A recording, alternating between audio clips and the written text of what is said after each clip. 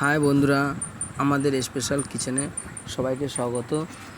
আজ কচুলতি দিয়ে ডিম দিয়ে আমরা পাতায় যেরকম করে সেরকমই করতে চলেছি। তো আপনারা এরকমভাবে করে খেয়ে দেখবেন, খুব সুস্বাদু লাগবে।